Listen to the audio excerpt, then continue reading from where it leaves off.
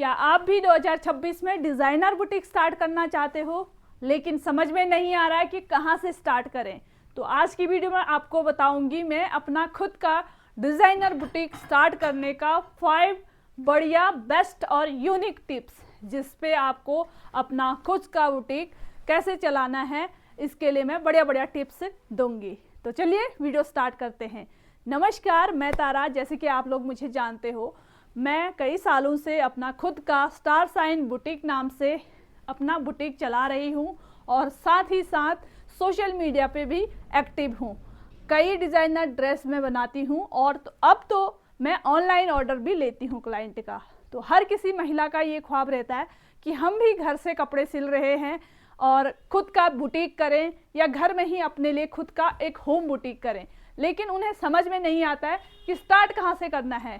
तो आज की वीडियो में मैं आपको 5 ऐसे ज़बरदस्त टिप्स देने वाली हूँ जिससे आप खुद का बुटीक ग्रो कर सकते हो और अच्छा सा बुटीक सेटअप कर सकते हो 2026 में। तो चलिए वीडियो स्टार्ट करते हैं। बात करते हैं स्टेप 1 से। सबसे फर्स्ट, मशीन कौन सी होनी चाहिए?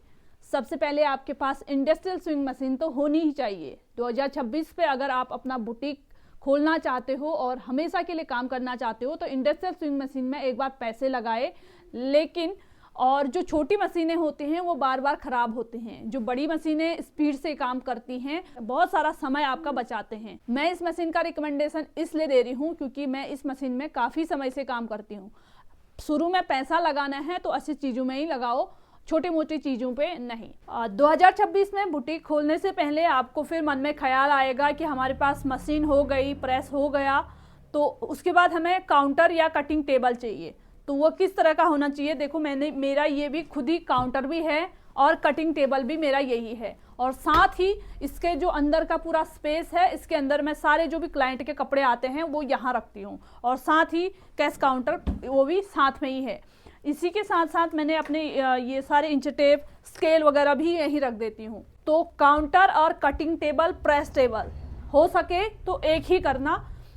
उस पर आप इस पर कपड़ा बिछा के थोड़ा सा चौड़ाई ज़्यादा कर लेना। जो नॉर्मल काउंटर होते हैं वो थोड़े से छोटे होते हैं। अगर आपके पास अलग से जगह है तो उस पर काउंटर भी आप लगा सकते हो पैसे। और साथ ही रहे कपड़े को टांगने की बात, तो कुछ इस तरह के स्टैंड आप बनवा सकते हो। ठीक है, ये स्टील स्टैंड है और इस तरह से कपड़े लटकाने का, यहाँ पे बड़ी चीज़ें लटकाने का बना रखा है, और फिर यहाँ पे छोटी छोटी चीज़ें, और साथ ही यहाँ पे फिर छोटी साइज़ के चीज़ें लटकाने का, और साथ ही जो ये वाला पार्टीशन है इस पे अपने जो भी कपड़े, अस्तर वगैरह हैं ये रखने का। और इस साइड का बात करोगे, धागे वगैरह, डोरियाँ, लेस, लटकन, फॉल, अस्तर, जो भी बुटीक पे काम आता है वो सब चीज़ें।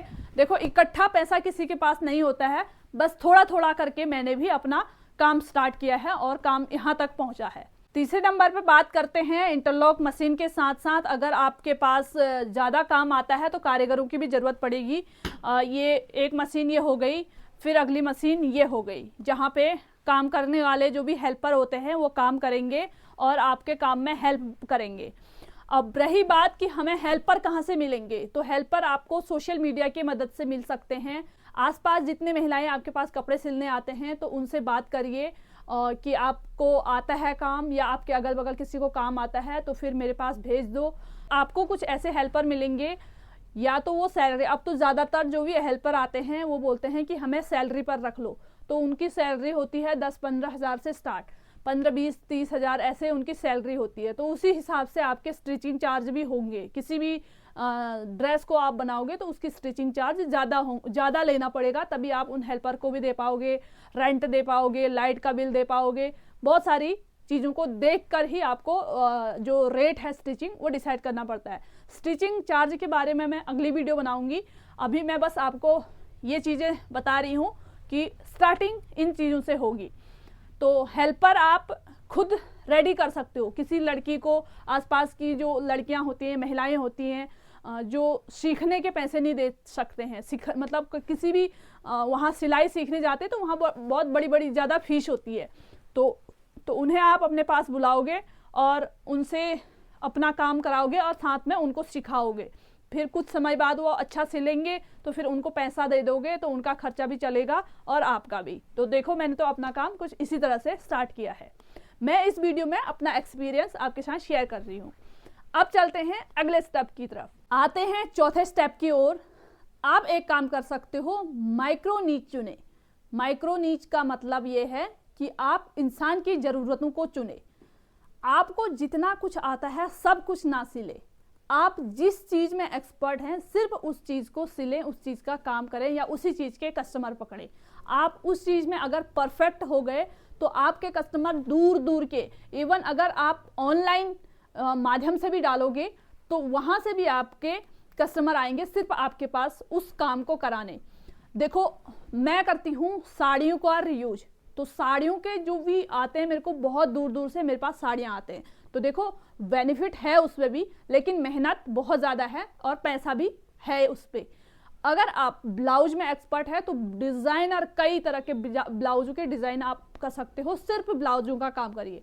अगर आप कुर्ती में एक्सपर्ट हैं तो सिर्फ कुर्ती का काम करें। अगर किड्स वेयर का काम आता है आपको, बच्चों के ड्रेस बनाने का, तो बच्चों के अलग अलग प्रकार के ड्रेस बनाएं, इतने बनाएं कि आप उसी चीज़ में फेमस हो जाओ और पूरे जगह पे आपका नाम हो और आपका काम हो। तो मैंने बोला कि उस ज़रूरत को चुने, सब कुछ मत करें, सिर्फ जिस चीज में आप एक्सपर्ट हो उस काम को करो और उसी में एकदम फेमस हो जाओ। 2026 में अपने बुटीक को सबसे ज्यादा फेमस और वायरल करने के लिए सबसे मेन महत्वपूर्ण है अपनी खुद की वीडियो बनाना, खुद के कंटेंट बनाना, खुद की आवाज को और खुद के फेस को आगे लाना और खुद के काम को दिखाना सोशल मीडिया पे, इंस्टाग्राम, फेसबुक, यूट्यूब, जहां हो सके, व्हाट्सएप स्टोरी, जहां भी हो सके अपने काम को, अपने जो भी काम कर रखा है, जो भी रीयूज कर रखा है, जो भी अपसाइकल, जो भी काम कर रहे हो, उसको आप ज़्यादा से ज़्यादा दिखाओ वीडियो के माध्यम से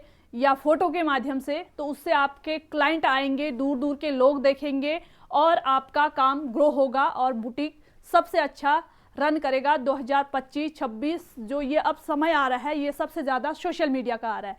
लोग पहले क्या होता था कि मुंह से, बातों से लोग बोलते थे कि हाँ उसके वहाँ अच्छे कपड़े बनाते हैं तो उसके वहाँ जाओ। अब ऐसा नहीं है, जो मोबाइल में दिखता है, लोग हो गए हैं अब डिजिटल, लोग ज़्यादातर मोबाइल में देखते हैं, दूसरों की बातें सुनने से ज़्यादा मोबाइल में देखते हैं। वहाँ पर उसने जो भी बताया है वीडियो में, जो भी दिखाया है, उसने देखा, दूसरे दिन कस्टमर ने थैला पकड़ा आपके पास। सबसे ज़्यादा महत्वपूर्ण यही है कि आप खुद को सोशल मीडिया पे एक्टिव रखें, अपने बुटीक को सबसे ज़्यादा एक्टिव रखें। इसी से आपकी काम की पहचान है, आपकी पहचान है। तो 2026 में ये करना बिल्कुल ना भूलें। अगर आप बुटीक खोल भी रहे हो, काम कर भी रहे हो, बढ़िया भी कर रहे हो, आपके कस्टमर आ भी रहे हैं, बहुत भी आ रहे हैं, फिर भी आप वीडियो बनाओ, उस वीडियो को डालो, उस फोटो को डालो, उससे आपके कस्टमर बहुत ज़्यादा आएंगे, इतने आएंगे कि आप मुझे थैंक यू बोलोगे। अगर आपको मेरी वीडियो अच्छी लगी तो आप कमेंट में लिखिए टिप्स, ताकि मैं और आपको टिप्स दे सकूं। अगर आपको स्टिचिंग रेट जानने हैं 2026 के, तो कहिए कमेंट में रेट लिस्ट प्लीज। तो मैं आपको अगली वीडियो में, अगर आप टिप्स बोलोगे तो मैं टिप्स दूंगी, और भी बुटीक टिप्स 2026 में कैसे अपने बुटीक को आगे को ग्रो करना है। और अगर आप बोलोगे रेट लिस्ट, तो मैं आपको 2026 के बुटीक रेट लिस्ट की वीडियो बना के दिखाऊंगी और कैसे आपको अपने रेट को डिसाइड करना होता है किसी भी ड्रेस में, ये आपको मैं बताऊंगी। कैसी लगी आपको ये वीडियो अच्छी लगी लाइक शेयर सब्सक्राइब जरूर करिए। मिलते हैं जल्द ही और नई जानकारी के साथ और नई टिप्स के साथ। बहुत बहुत धन्यवाद वीडियो देखने के लिए।